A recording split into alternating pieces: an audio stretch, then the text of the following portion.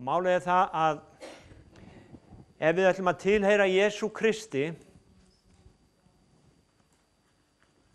þetta að tilheyra Jesú Kristi, takið þið vel eftir, að tilheyra Jesú Kristi, það snýst það að lifa í stöðugu samfélagi við hann.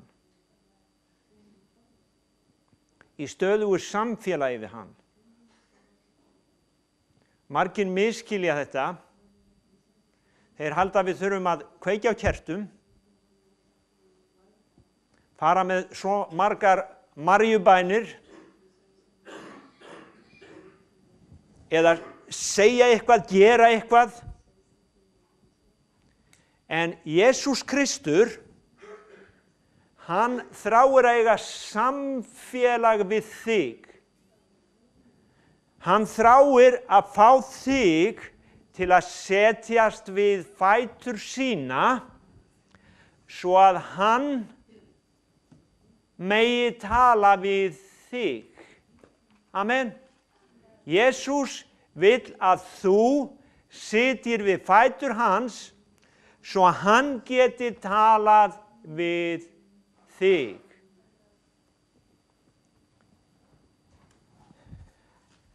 Hvenær á ég þá að biðja?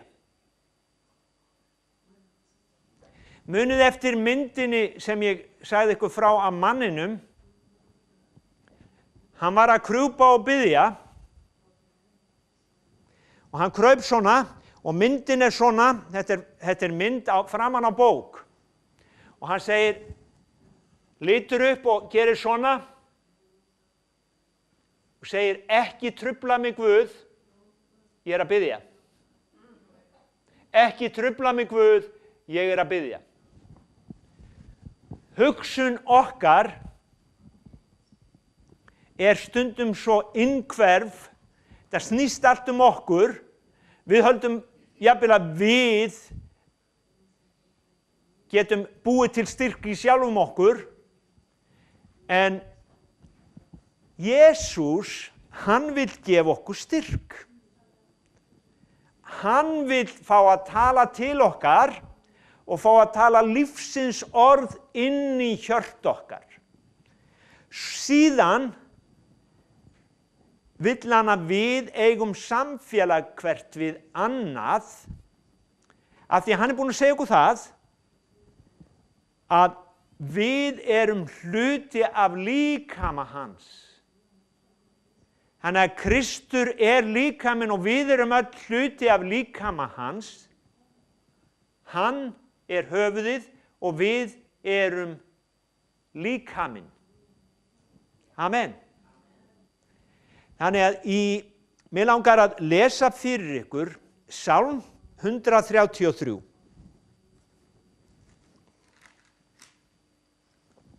Það vill til að hann stuttur. Halleluja. Það ekki Sálmur 119, Sálmur 133.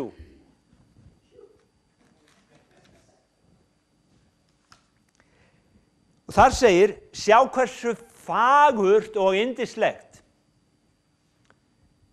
Segðu það með mér, sjá hversu fagurt og yndislegt. Yndislegt. Segðu yndislegt. Yndislegt.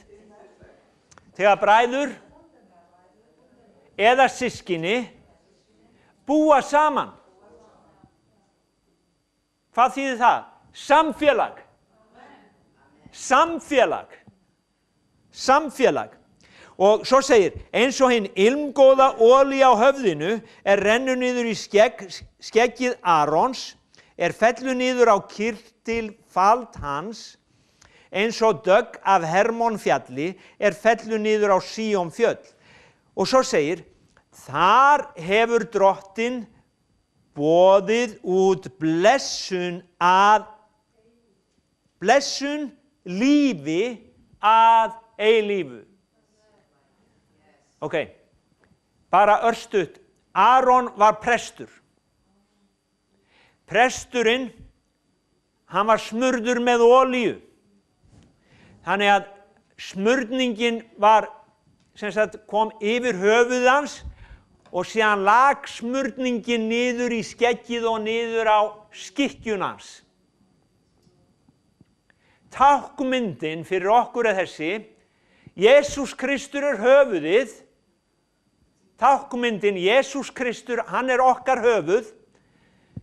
Smurningin, andi hans, andi Jesú, smurningin, olían, hún kemur frá höfðinu og niður á líkamann. Þegar að líkaminn kemur saman, þá byrjar olían að renna. Þegar að líkaminn kemur saman, þá byrjar olían að renna. Og hvað er olían? Andi Guðs. Þegar við komum saman, þá byrjar andi Guðs að flæða. Þess vegna er það fagurt og yndislegt.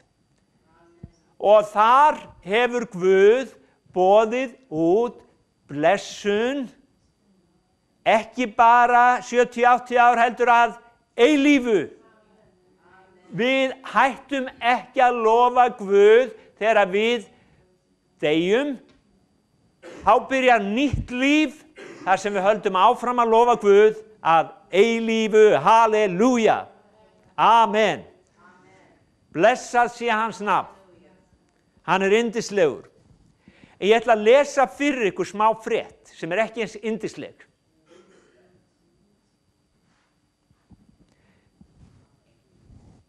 Sérstakur ráðherra einmanaleika hefur verið skipaður í Bretlandi.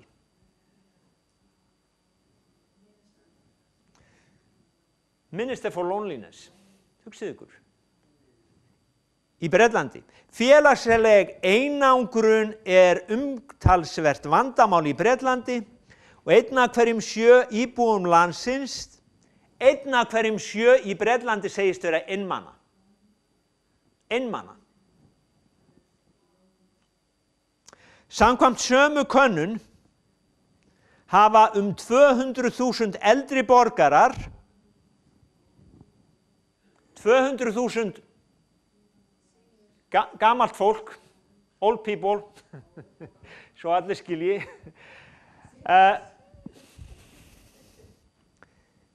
svona eins og ég, og Dísa, og ekki Djó. 200.000 eldri borgarar hafa ekki átt samræður við ættingja undanfarinn mánuð. Hugsið ykkur.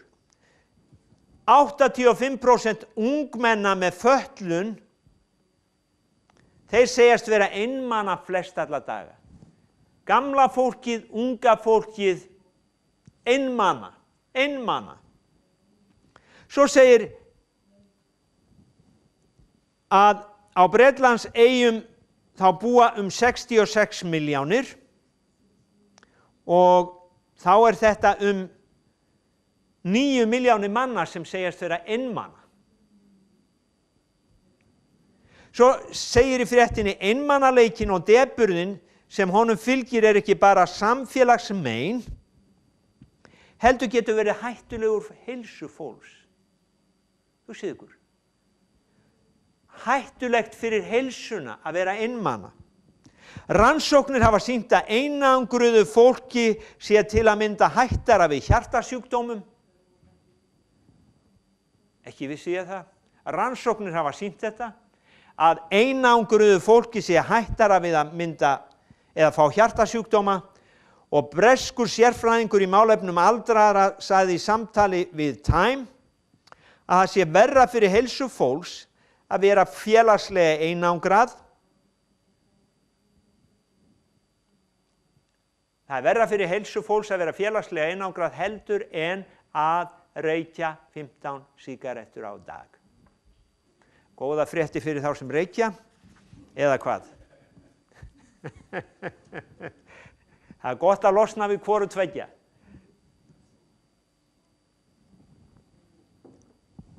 Þannig að mitt í þessu öllu að þá er þessi einmanaleiki til staðar. Og af hverju erum við einmana? Jú, Biblían segir við erum sköpuð fyrir samfélag. Við erum sköpuð fyrir að eiga samfélag við hvert annað, samfélag við Guð. Við erum sköpuð fyrir samfélag og Jesús Kristur, hann predikaði samfélag. Hann kallaði fólk til sín, hann kallaði börnins til sín, hann kallaði fólkið til sín, hann var með lærisveinum sínum. Það var ekki bara kirkja og prestur sem sneri baki fólkið.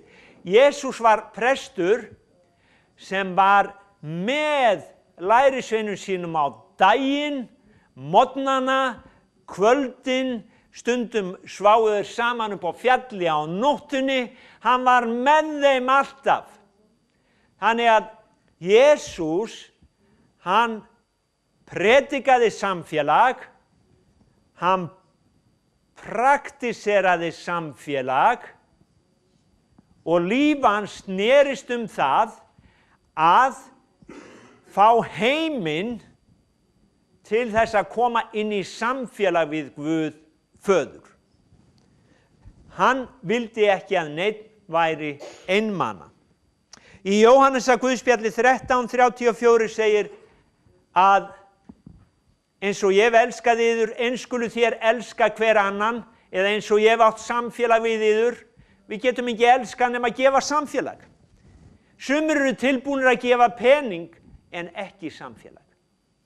Sjáðu til, samfélag kostar og kallar á kærleika. Ég segi, sumir eru tilbúnir að gefa pening en vilja ekki gefa samfélag. Fyrra Jóhannesarbréf 1 og 3. vers, fyrsta Jóhannesarbréf 1 og 3. Já, það sem við höfum séð og heyrt, það boðum við yður einnig. Til þess að þér geti líka haft samfélag við oss. Þannig að, sjáðu til, við höfum boðskap fyrir þennan einmana heim. Við höfum boðskap, Jesús Kristur svarið við einmanaleika. Jesús Kristur, hann alltaf með þér. Ef þú býður honum inn, þá segir hann, ég mun aldrei sleppa þér hendinni, aldrei yfirgefa þig, ég með þér alla daga, allt til enda veraldar, þú þarft aldrei að vera einn. Sumir eru í hjónabandi og þeir eru einmana. En ef þeir eiga náið samfélag við Jesú, að þá það sú lífsfylling sem gefur lífinu frið. Jafnvel þó þú sért giftur, getur þú verið einmana. Nú talar kona mín við mig á eftir. Nei, ég ekki að segja það. Við eigum yndislegt samfélag. En sjáðu til, við erum sköpuð þannig, það ekki nóg fyrir okkur að eiga hvert annað, við þurfum saman að eiga samfélag við Jesú og þá líf okkar uppfyllt. Þegar við biðjum saman, þá kemur sérstök fylling inn í líf okkar og heimil okkar. Af því að við eigum samfélag við skaparan saman. Amen. Nú, þannig að 7. versið í 1. Jóhannesarbréfi, ef við göngum í ljósinu eins og hann sjálfur í ljósinu, þá hefum við samfélag hver við annan og blóð Jesú, sonar hans, hreinsar oss af allri synd. Samfélag í ljósinu. Samfélagið okkar í ljósinu. Við erum ekki að pukrast ein í myrkrinu. Ef við viljum eiga samfélag, þá höfum við allt í ljósinu. Og það vers í Filippíbréfinu í nýju þýðingunni, sem Filippíbréfinu 2. kafli 1. vers, þá segir, fyrst Kristur veitir kjark, minni mig, og andi hans veitir, þú ert með nýju þýðinguna, Dísa. Fyrst Kristur veitir kjark, fyrst kærleikur hans uppörvar, fyrst andi hans skapar samfélag. Já, Kristur veitir kjark, og kærleikur hans uppörvar og andi hans skapar samfélag. Andi hans skapar samfélag. Takið eftir þessu. Andi hans skapar samfélag. Hversu oft hafa ekki 2 einstaklingar komið inn á bænastund, verið pirraðir hver út í annan, þeir byrja að biðja saman, andi Guðs kemur, skapar samfélag, pirringurinn fer og allt í einu finnum við hlýju og kærleika hvert til annars. Þetta er það samfélag sem andi Guð skapar. Hugsið ykkur, 2 einstaklingar koma pirraðir hver út í annan á bænasamkomu í kirkjunni sinni, þeir byrja að biðja saman, Kristur, hann byrjar að uppörva, gefa kærleika og andi hans byrjar að skapa samfélag milli þessara 2 einstaklinga af því að Kristur er meðal þeirra og leiðir þá saman og nú kemur kærleikurinn og hlýjan. Mér finnst það svo frábært. Þetta er kirkjan. En við höfum gert hana einhverju prógrammi og var lofgjörðin góð, hvernig var kórinn, bla bla bla, í staðinn fyrir að við eigum samfélag hvert við annað, elskum hvert annað. Amen.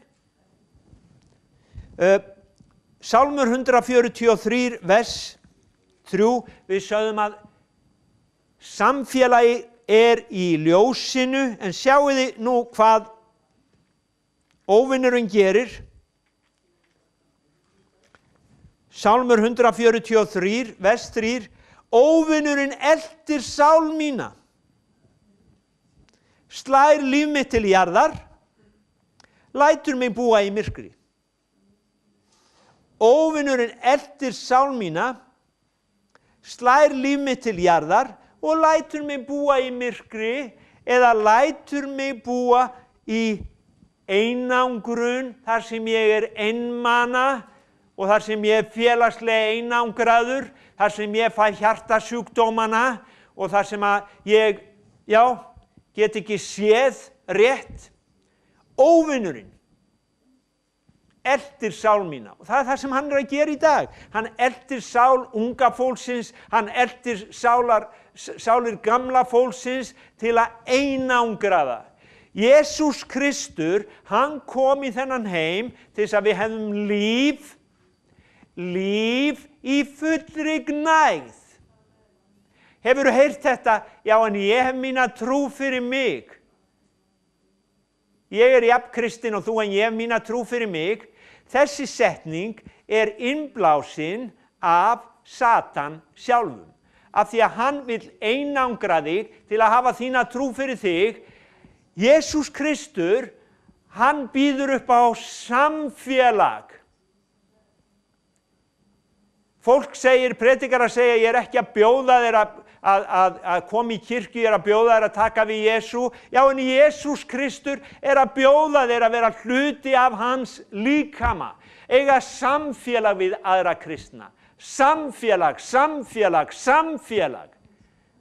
Af því að það ríkir hlýja, það ríkir kærleikur, það ríkir gleði og það ríkir andi Guðs sem gefur okkur samfélag sem við vorum sköpuð fyrir. Enska orðið assembly, það er notað fyrir söfnuð. Assembly, og ég hef talað þetta áður fyrir mörgum árum, það þýðir eitthvað sem er samsett. Ef þú kaupir hillu samstæðu, að þá færð hana bara í pakka. Þú fær bara svona, kannski 10 svona plötur. Þegar að þú ert búin að taka þetta úr pakkanum, setja þetta upp, skrúa það saman, þá er þetta orðið hillusamstæða eða assembly. Biblían segir að við erum bygging, það er að segja við sem einstaklingar erum bygging. Biblían segir líka á öðrum stað að við eigum að koma sem lifandi steinar og leyfa honum að búa til úr okkur andlegt hús. Þetta í 1. Pétursbréfi. Að við eigum að leyfa Guði að búa til úr okkur andlegt hús þar sem við saman erum hús fyrir hann. Amen. Samfélag. Ég vinn upp á verkstæði. Stundum vinn ég við það að laga rafgeima. Og ég teiknaði upp fyrir ykkur hérna svona rafgeimir. Þetta geta verið, stundum geta þetta verið 12, þetta geta verið 24, þetta geta verið 40 rafgeimasellur og við tengjum þær saman. Ein og sér, ef ég er með tæki sem tekur 48 volt, ef ég er með tæki sem tekur 80 volt, að þá ein sella, hún gerir ekkert gagn. Þannig að við tengjum þetta saman og hérna eru 44 volt í þessari einingu, síðan úrtak hérna og ég skrifaði hérna kraftur á milli. Krafturinn tekinn hér út. En vitið hvað þarf að gera við þetta? Þeir búið að nota þetta í svona sólarhring, þá þarf að hlaða þetta. Og allar þessar sellur, þær eru hlaðnar saman. Þetta hérna úrtak, við setjum hleðslutæki í það og við hlöðum þær saman. Þannig að sameiginlega fá þær aflið á ný. Saman fá þær aflið. Stundum gerist það að þetta hættir að vinna. Og það geta verið ýmsar ástæður. Stundum eru böndin hérna á milli ónýt, það léleg tenging, stundum ein sella ónýt. Og vitið hvað ég þarf að gera þá? Það afskaplega sorglegt. Ég þarf að taka hana úr og setja aðra í staðinn. Af því að geimirinn hættir að vinna ef að ein þeirra lokar tengingunni.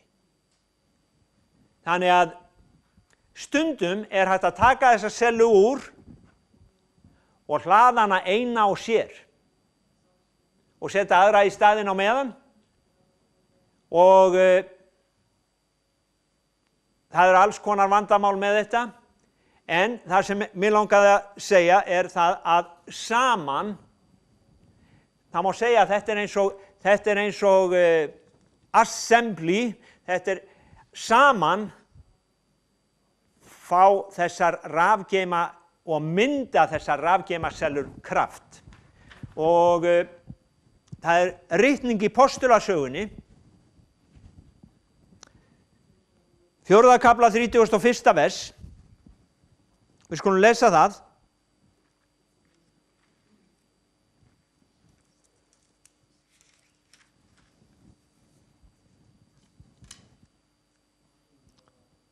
Ég ætla að lesa 32. versi fyrst. Í þeim fjölda sem trú hafði tekið var eitt hjarta og ein sál og enginn þeirra taldi neitt vera sitt. Í þeim fjölda sem trú hafði tekið var eitt hjarta, ein sál. Það má segja rafgeimurinn minn, allar þessar sellur, þær hafa eitt hjarta og eina sál.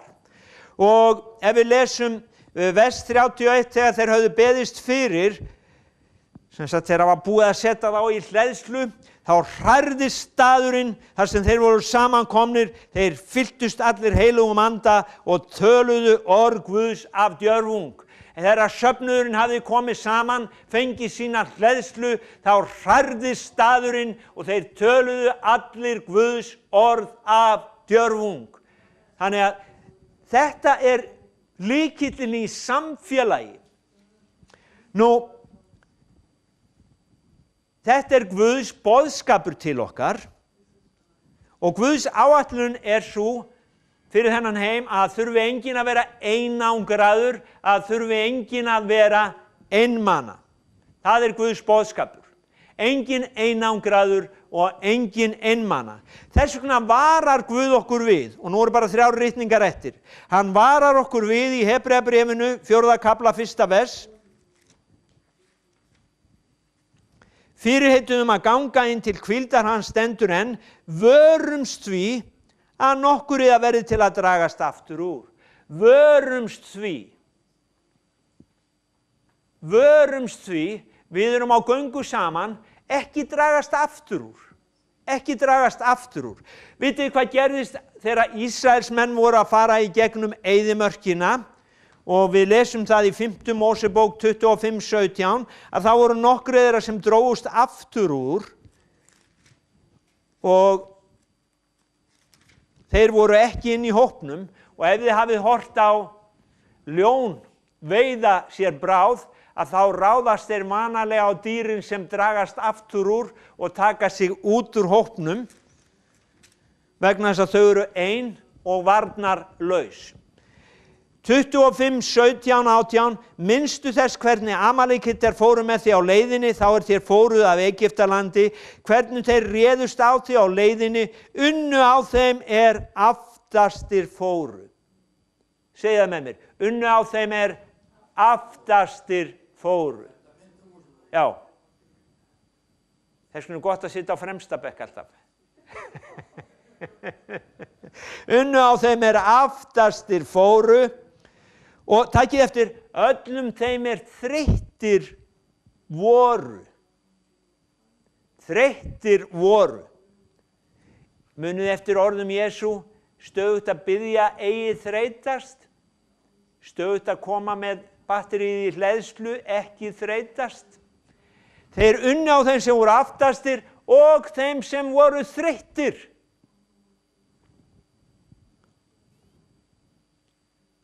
Og aftur úr drógust þegar þú varst orðin lúin og uppgefin. Og vitið það að ég að hitta marga kristna sem hafa gengið með Guði í mörg ár og þeir eru lúnir, þeir eru þreyttir og þeir hafa dregist aftur úr og þeir eru farnir að efast fyrirheiti Guðs. Af hverju?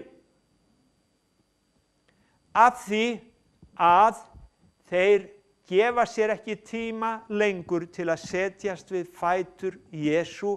Þeir gefa sér ekki tíma lengur til að gera það sem fagurt og yndislegt.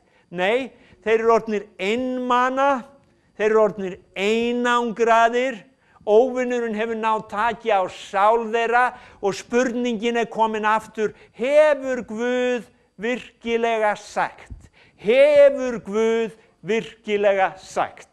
Það satt að Guð hafi sagt? Þeir eru farnir að efast fyrirheiti Guðs. Menn og konur sem hafa gengið með Guð í mörg ár. Af hverju? Þeir hafa vanrækt samfélagið við önnur systkini og vanrækt samfélagið við Drottinn, einmitt það sem Guð varar okkur svo oft við í orðinu. Og hér segir í Hebreabréfinu, gefum 10. kafli, 25. vers, vanrækið ekki safnaða samkomur yðar, eins og sumra siður. Sumir byrja og svo verður það bara siður. Það verður bara ávani að vanrækja safnaða samkomurnar. Vanrækið ekki safnaða samkomur yðar, eins og sumra siður, heldur, takið nú eftir, uppörfið hver annan.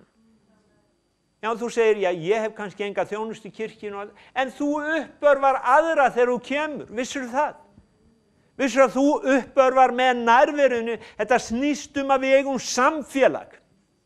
Það snýst að við eigum samfélag saman og þegar þú kemur, þá uppörvar þú systkini þín af því að þú ert hluti í keðjunni til þess að það geti verið kraftur sem gengur út frá þessum stað til þess að staðurinn hrærist þegar við komum saman.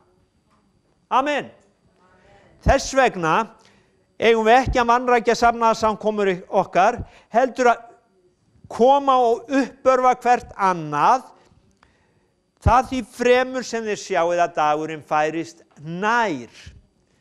Og hversu mikið þurfum við ekki á því að halda núna á þessum tíma, þegar að óvinurinn eltir sálarlíf fólks í dag til að slá það niður, til þess að ná taki á því, láta það sitja í myrkri, hversu miklu fremur ættum við ekki að halda fast í játningu vonar okkar, segir hér í 23. versinu, á þess að hvika og gefa gætur hver öðrum og hvetja hver annan til kærleika og góðra verka. Gefa gætur hver öðrum og hvetja hvern annan til kærleika og góðra verka. Þannig að þú getur fundið einhvern í dag og hvatt hann til þess að koma í kirkju næsta sunnudag. Þú getur fundið einhvern og tala við hann sem þú hefur ekki séð lengi og sagt, heyrðu, komdu með mér, við skulum uppörvast og við skulum styrkja saman og við skulum lofa Guð saman vegna þess að fjötrar munu falla þegar kirkja drottins tignar nafnið hans. Og helgidómurinn, hann fullur á dýr Guðs, fólk að læknast, fólk að upplifa nýja hluti í drottni, þess vegna komdu með í Hvítasunnu-kirkjuna næsta sunnudag og við skulum lofa Guð saman. Sjáðu til síðasta versi mitt í dag, Jóhannes 10:10, Jesús Kristur, hann sagði þjófurinn kemur bara til að stela, slátra og eyða, Jóhannes 10:10.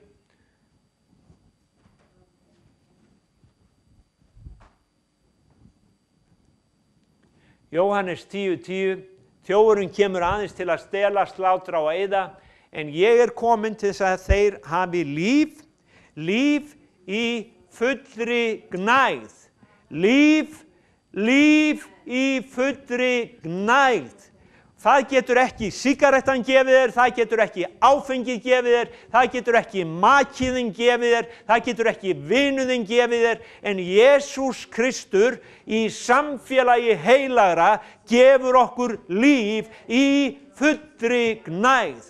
Það snýst kristin trú að eiga samfélag við Jesúm Krist og eiga samfélag hvert við annað og þá byrjar olían að renna. Olían byrjar að renna og olían lækning sálarinnar. Olían lækning líkamans.